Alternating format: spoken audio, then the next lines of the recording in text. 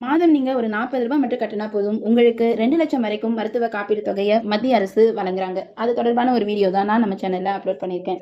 இந்த வீடியோ பயனுள்ளதாக இருந்துச்சுன்னா, உங்களோட ஃப்ரெண்ட்ஸுக்கும் ஷேர் பண்ணுங்க. மத்திய அரசு பொருளாதாரத்துல பின்தங்கி இருக்கக்கூடிய மக்களுக்காக ஒரு சிறப்பான திட்டத்தை செயல்படுத்திட்டு வராங்க.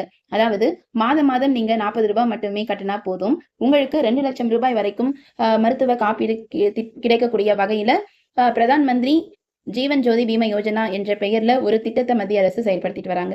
வீட்டுல பெண் குழந்தைங்க இருக்காங்களா? அப்ப அந்த பெண் குழந்தைங்களுக்கு பயனுள்ள வகையில சேமிப்பு திட்டங்கள் இருக்கு போஸ்ட் ஆபீஸ்ல. அது தொடர்பான ஒரு வீடியோ நான் நம்ம சேனல்ல அப்லோட் பண்ணியிருந்தேன். லிங்க் நான் டிஸ்கிரிப்ஷன்ல கொடுத்துறேன். நீங்க செக் பண்ணி பாருங்க.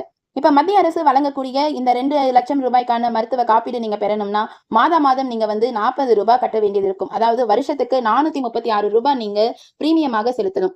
இந்த காப்பீடு திட்டம் வந்து பாத்தீங்கன்னா பாலிசி வந்து 1 வருஷத்துக்கானதுதான் அப்படின்னு சொல்லியிருக்காங்க. ஒவ்வொரு வருடமும் மே மாதம் 31ஆம் தேதியில இருந்து ஜூன் 1ஆம் தேதிக்குள்ள உங்களுடைய அக்கவுண்ட்ல இருந்து இந்த ரூ. 436 டெபிட் பண்ணிடுவாங்க. நீங்க இந்த திட்டத்துல பயனடையணும் அப்படின்னா அதுக்கு வயது வரம்பு கொடுத்திருக்காங்க. எவ்வளவுனா 18 வயதுல இருந்து 50 வயசு வரைக்கும் இருக்கிறவங்க தான் இதுல பங்கு பெற முடியும்னு சொல்லியிருக்காங்க.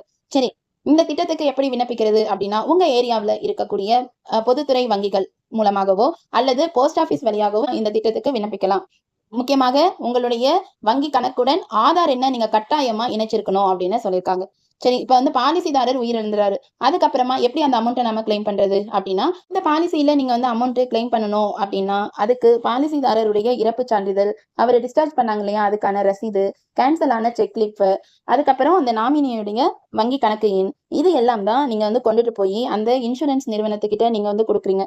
அவங்க அதெல்லாம் சரி பார்த்துட்டதுக்கு அப்புறமா அந்த நாமினியுடைய வங்கி கணக்குல 30 நாட்களுக்குள்ள உங்களுக்கு இந்த 2,00,000 ரூபாய்க்கான அமௌண்ட் கிடைக்கும் அப்படின்னு சொல்லியிருக்காங்க.